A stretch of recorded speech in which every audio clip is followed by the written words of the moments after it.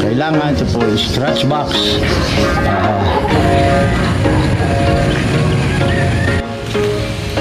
Tapos there was once a day that I would pray for you. I'd go and misbehave just so you'd notice too. Sneaking looks up and down from across the room. Damn, what a hell of a view. I feel good, you look great, I like you, I can't wait.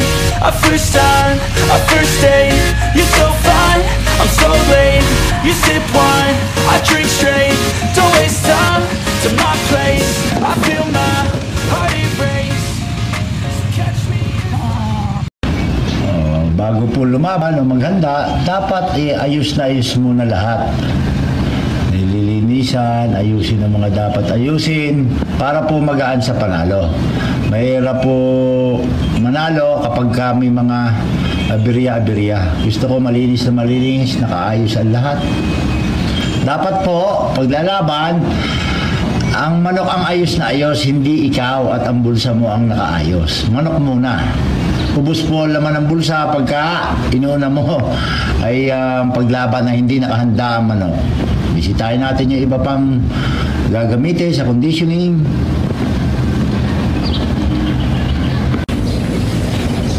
Ibang kailangan. Ito po yung scratch box. 20 years ko na scratch box. Kailangan pinturahan sapagkat baka maka-scratch ng kalawang o matuka ng ating mga inihanda o luma na iba eh. Basta pipinturahan mo lang every 2 to 3 years. Okay ito. Yun po talaga naghahanda. Ano pa natin yung ibang ginagawa. Kailangan mapinturahan muna. Walang kalawang dapat.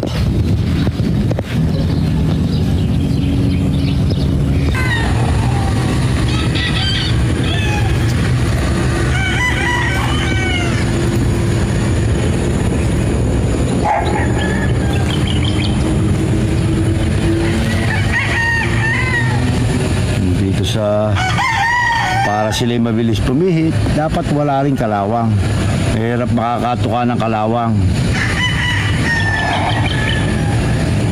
Ilalabay na pitra 3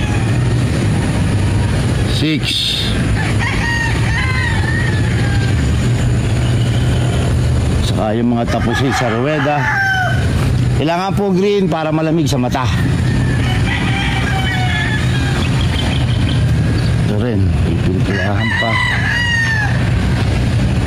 Kailangan ayos na ayos at nung malapit sa palalo.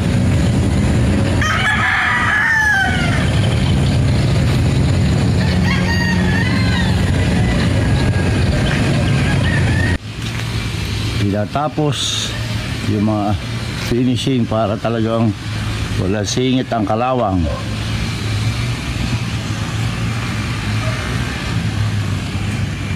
Ito.